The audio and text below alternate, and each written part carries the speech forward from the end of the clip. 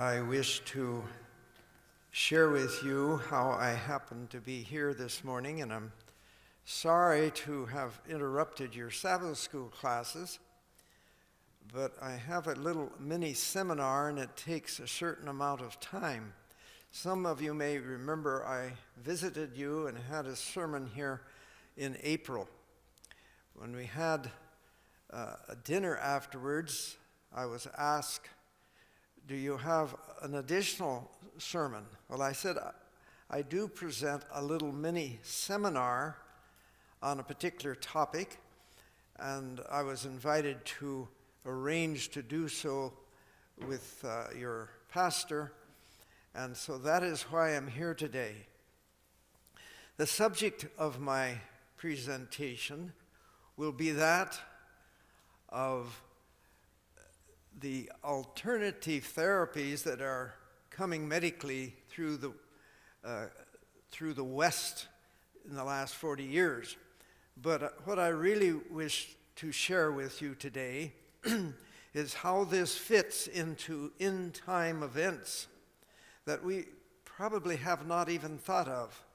So more than just exposing certain therapies that have become popular, which probably none of you are involved in, but having the knowledge of what they are, where they come from, and how they are fitting into end-time events to move the world in a one-world religion.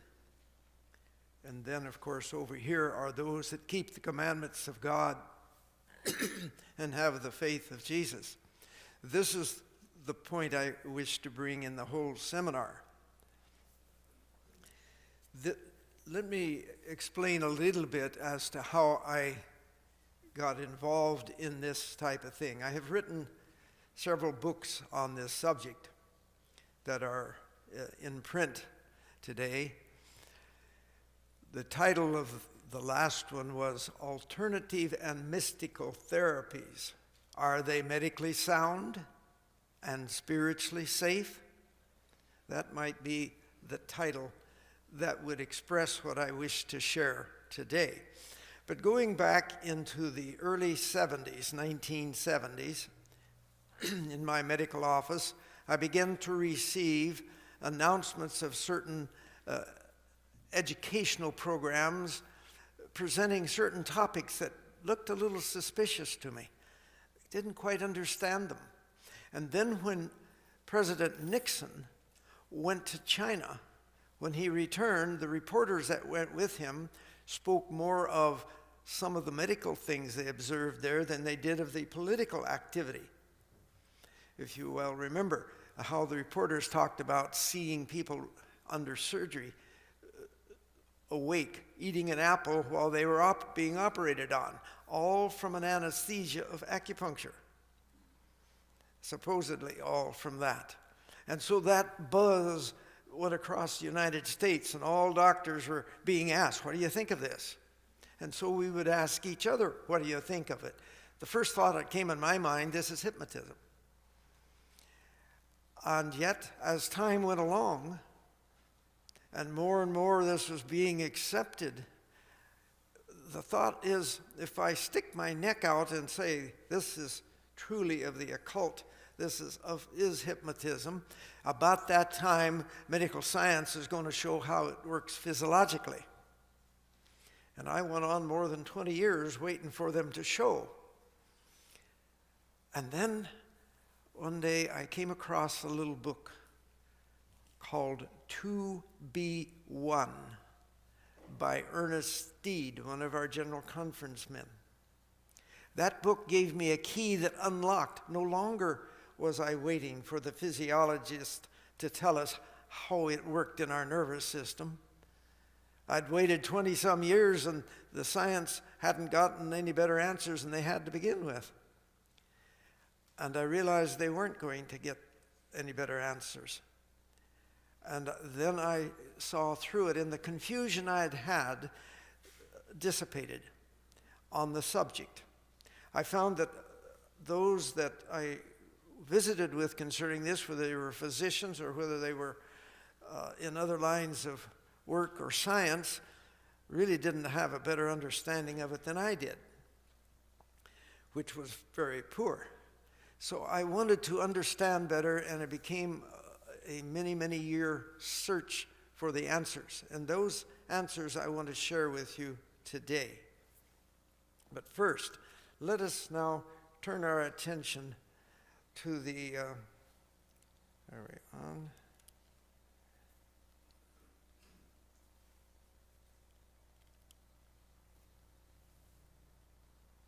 There we go, whoops.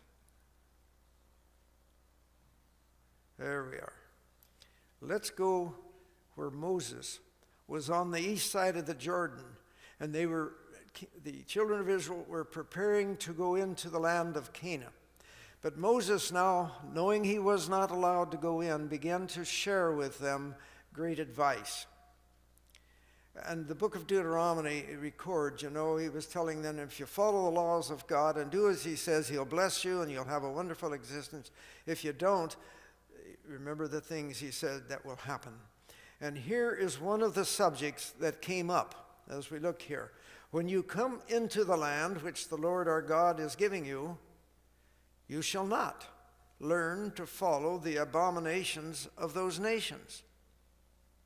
There shall not be found among you anyone who makes his son or his daughter pass through the fire, or one who practices witchcraft, or a soothsayer, or one who interprets omens, or a sorcerer, or one who conjures spells, or a medium, or a spiritist, or one who calls up the dead. For all who do these things are an abomination to the Lord. Because of those abominations, the Lord your God drives them out from before you. Ye shall be blameless before the Lord your God. For these nations which you will dispossess listened to soothsayers and diviners.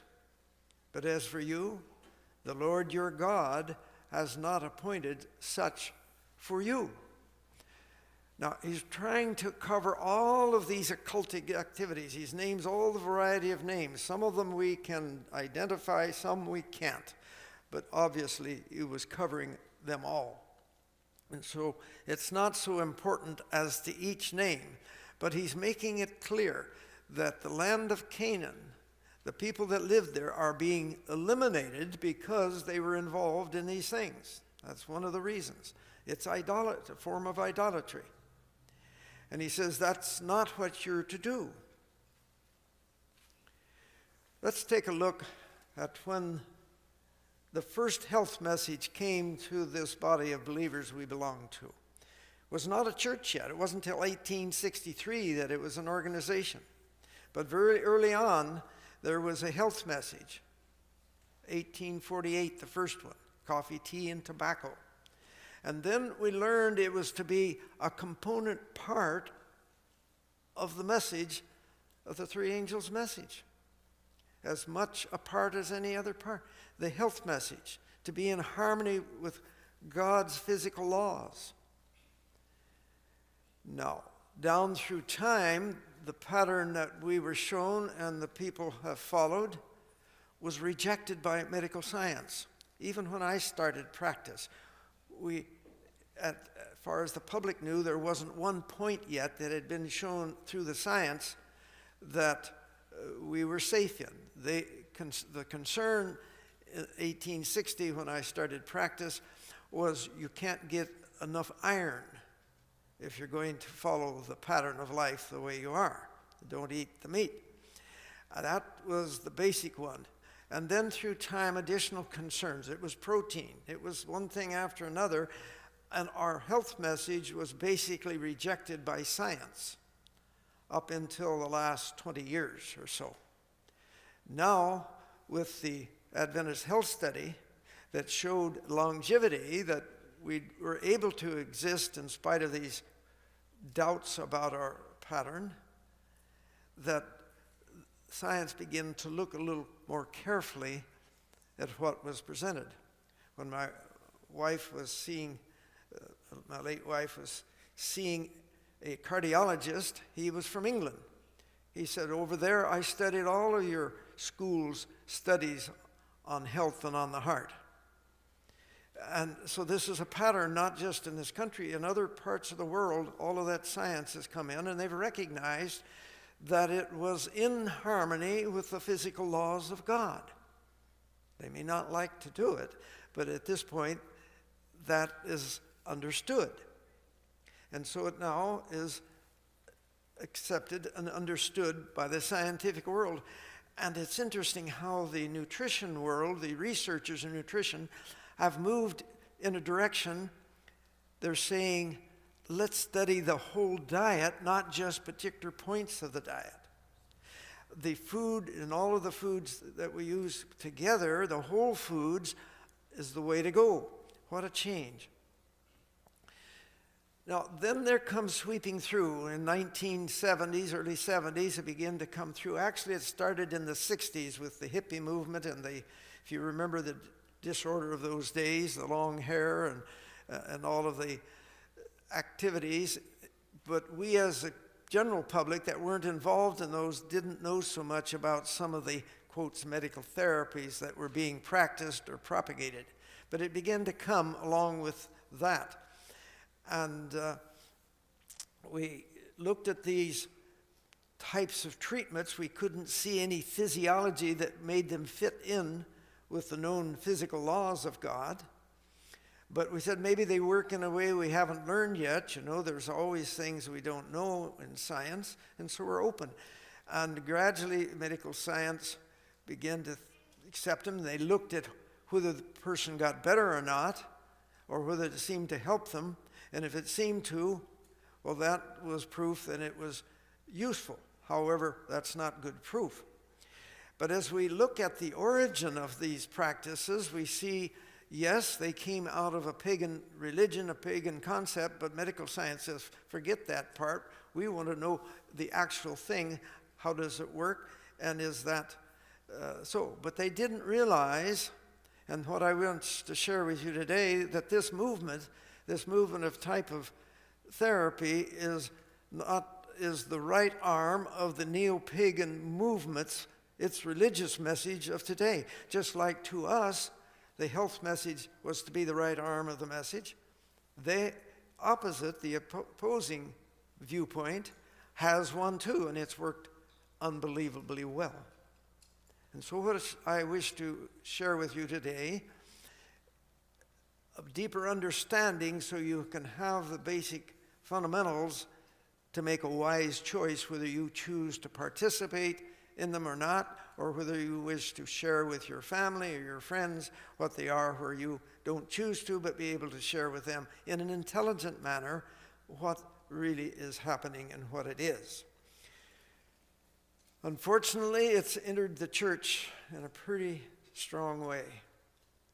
I won't go into, I jumped one ahead. There. All right. Let's take this quotation. Not a few in this Christian age and Christian nation resort to evil spirits. Rather than trust to the power of the living God, the mother, watching by the sickbed of her child, exclaims, I can do no more. Is there no physician who has power to restore my child? She's told of the wonderful cures performed by some clairvoyant or magnetic healer, and she trusts her dear one to his charge, placing it as verily in the hands of Satan as if he were standing by her side. In many instances, the future life of the child is controlled by a satanic power which it seems impossible to break. We're talking today about a subject that has to do with eternal life versus eternal death. It's that important. That which you may have taken with a grain of salt, so the saying goes, is really a life and death situation that we're talking about. Who are we honoring? Where is our loyalty? And that's the issue in the latter days, where our loyalty will be. Because now comes moving across the world like an answer to prayer, like a tsunami.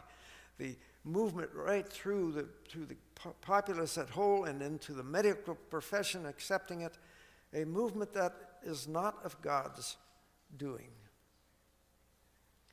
This jumps two at a time, unfortunately, here. All right, let's take a look what Revelation is telling us. Blessed are they who do his commandments, that they may have right to the tree of life, may enter in through the gates into the city, but outside are dogs and sorcerers. Remember that list that we read there in Deuteronomy? Many different names, and the word sorcerer can actually cover all of it. Those who do magic arts, by the New International Version says, sorcerers, synonym, those who do magic arts. And whoremongers and murderers and idolaters and whoever loveth and maketh a lie. Why are they outside? Now they're outside the New Jerusalem. For by their sorceries were all nations deceived. Neither repented they of their murders, nor of their sorceries, nor of their fornication, nor of their thefts. And what's the end result? Sorcerers and idolaters and all liars shall have their part in the lake which burns with fire and brimstone, which is the second death. That's the final. And so this is an important subject that has unfortunately filtered into the church. Every church I've been, there have been people that have been involved in it and didn't realize what they were choosing. Two great spiritualistic deceptions we're talking about here. The one at the beginning of time and the one at the latter day in which we're living. And God saw that it was very good. Where did that come? That was in Genesis 1. You remember, in the beginning, God. Who created? God. The whole Bible is dependent in its accuracy upon that statement. God was the creator. If he wasn't, the rest of the Bible is meaningless to me. I depend on that first verse. And when he had finished creating, he says it was very good. He had said each time he created, and it was good, it was good, it was good. What did that mean? I was curious one day. I picked up a dictionary I had in my home and looked up the word good. Oh, there was at least 20 different definitions, but the one that caught my attention was this one. Good, to be in harmony with the moral order of the universe. What did that mean then? To be in harmony with the moral order of the universe. Well, I took it to mean that when God finished creating this earth, it was in sync with the rest of his creation, his physical laws and his spiritual laws. And that was a law of selflessness. Let us look at it a little deeper here. The law of love. God the Father gave to the Son who created and made the created beings, and they in turn, in bringing back their love to the Son, he would share with the Father. And Desire of Ages tells us this is the great law of beneficence, the law, this great circumference, the law of beneficence, all for others, the law of the universe. That was what the earth and Adam and Eve were created into, to be in harmony with this. But there was discord in heaven. This angel you see on the left became what you see on the right. He wanted what belonged to the Son. And so Lucifer was able to get the angels to give to him, a third of them, what should have gone to the Son. This broke this circle of beneficence. And the rest of the time of the devil's existence, he has been working by deceit to get that which should go to the Son to go to him in ways that we don't even dream of. He is extremely purposeful that way. And this is happening in the field of health and healing. Let's look at what happened at that tree. There at the tree of the knowledge, remember the tree has a name, the tree knowledge of good and evil. That's an important thing, and we'll learn a little more about that. The knowledge of good and evil, a combination. Not that there's just good, we learned about that, and we're going to learn more about evil, but a blending of the two is what the devil teaches. Now, there was venturing on his ground. God said, don't go near the tree. But they went near the tree. She did, and she lost the protection when she stepped into the devil's ground. And in this field of health and healing, there is a great abundance of devil's ground. Make no mistake about it. And once we step into it, we lose our protection, and the influence of the great deceiver is upon us. And then she did a little parling with it. She didn't realize this serpent was really being used by Lucifer, previously Lucifer, Satan, to tempt her. And many times we don't recognize the deceiving aspect. What is a deception we think might be something wonderful and good. And I've got this pain that doesn't quit, and I'll try anything. This is where it comes about. And then there was a mixture with truth and error, the tree of the knowledge of good and evil, a combination, not just there's good and there's evil that oppose, but his power comes through the mixing in a blend. Thou shalt not die. What was the question to Eve? What did God say? If you ate of this fruit, she says, I would die. But he says, you won't. And not only that, if you partake of this supplement, the first ever supplement sold without proof of value, he says you'll become a god yourself. You will have progression to godhood. And this started the foundation. This principles, you don't die, you progress to godhood, you blend good with evil, is the foundation principles of the devil's deception today. Let's look at it in a little different way. Lucifer says God's law is just not quite able to be followed by his created. It needs a little fixing. It's not quite right. And he says, I have what it needs, and with God's work and mine put together, it'll be a superior. So we have Lucifer, and we have God, and he says, that's the way we should go. And it would be good plus evil, a mixture of the two. And what is good? It's the love of God. It is selflessness. What is evil? It's selfishness. We have a statement. Now, this is a foundation principle through which the devil uses this principle through his many deceptions. Here from the Desire of Ages, at the cross of Calvary, love, the love of God, that circle of beneficence and selfishness stood face to face. This is a principle. Love others, selfishness.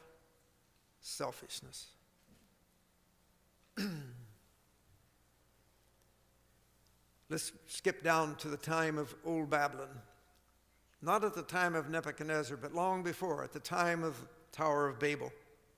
It later grew into the great city depicted here in this picture. But this center became the cradle of the Oriental civilization, and it became the cradle, the beginning of the pagan religions that went to the entire world. And those religions were a counterfeit of the story of salvation that God had for his created. The more you can remember this, the easier to understand what we will be presenting later on. Because the very, very basics of the explanation of how these healing therapies come about came out of the ancient concept, the counterfeit story of salvation versus God's. Satan's false theology that he presents, that man possessed all knowledge and wisdom of the universe.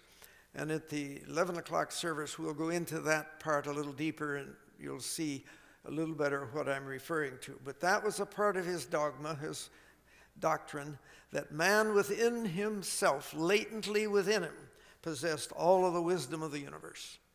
You say, how could that be? That we only need to learn how to develop it, to bring it out. And then that fruit from the tree in the garden was the first modality offered by Satan to bring about the full potential of man, his divinity. He says, if you partake of this, you'll grow into godhood, progress toward godhood. And that and so down through time, one of the most fundamental foundation of the devil's deception, through pagan religions, and now it's actually in the Christendom to a great extent, that man has divinity within.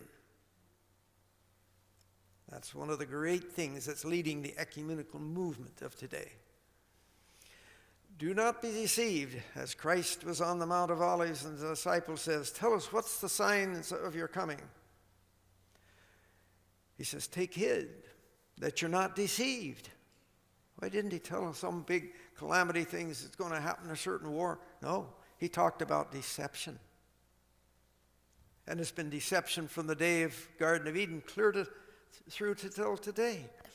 For many shall come in my name, saying, I am Christ, and shall deceive many. And many false prophets shall arise, shall deceive. Then if any man shall say unto you, lo, here's Christ, or there, believe it not.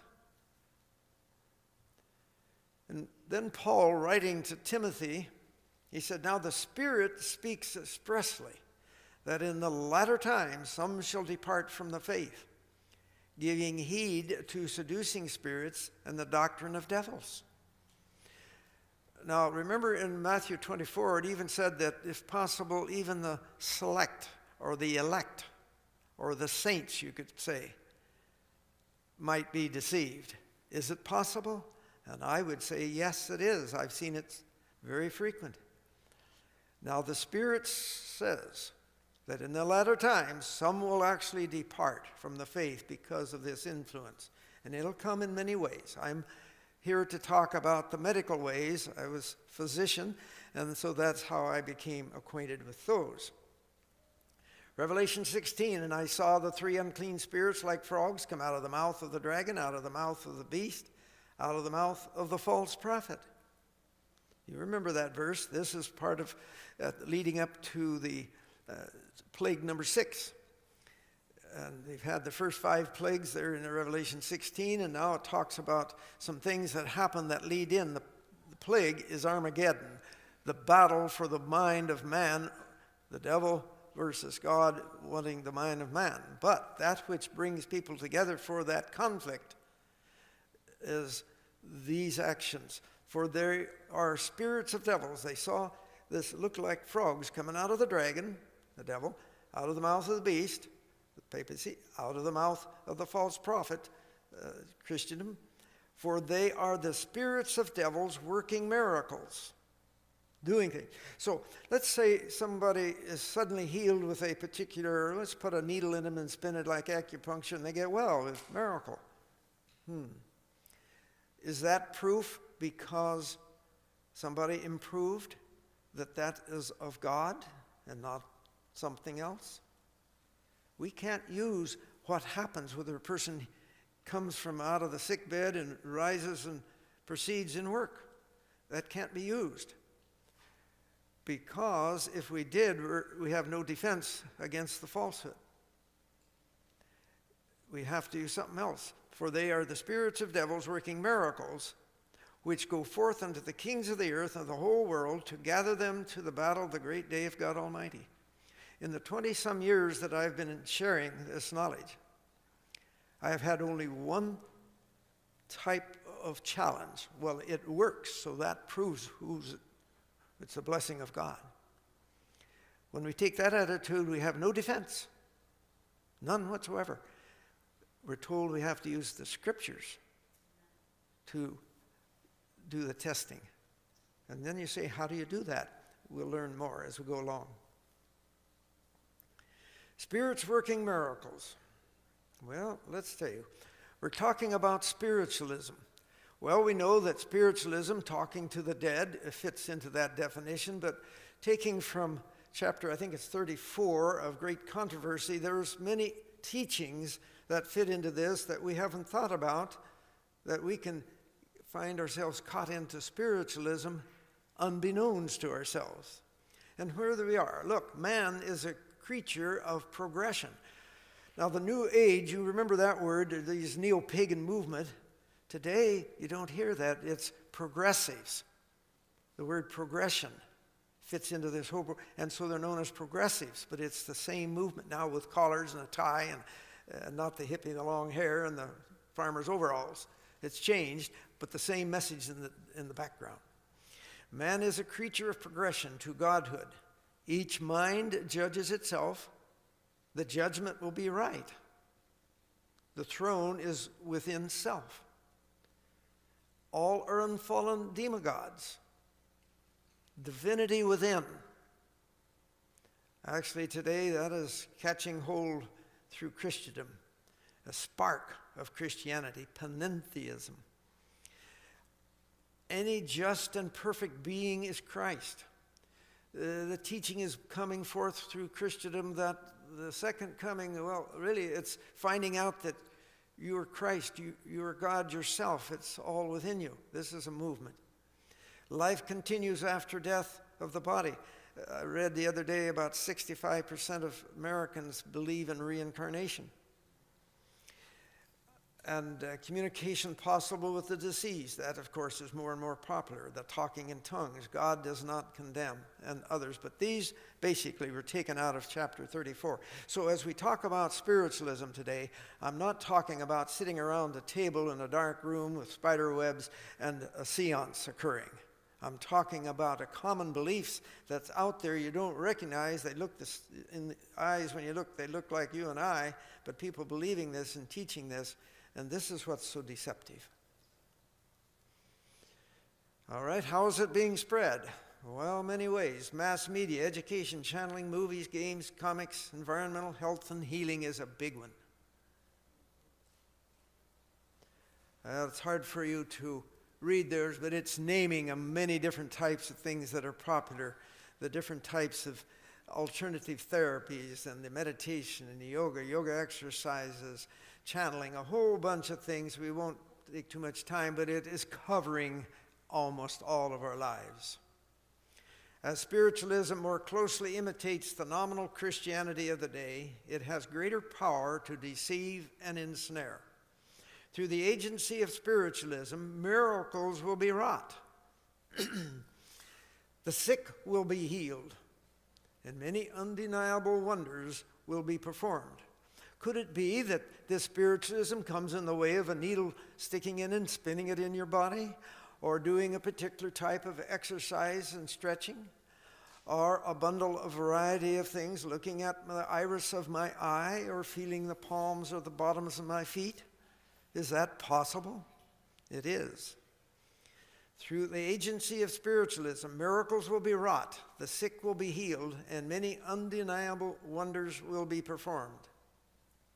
And as the spirits will profess faith in the Bible and manifest respect for the institutions of the church, their work will be accepted as a manifestation of divine power.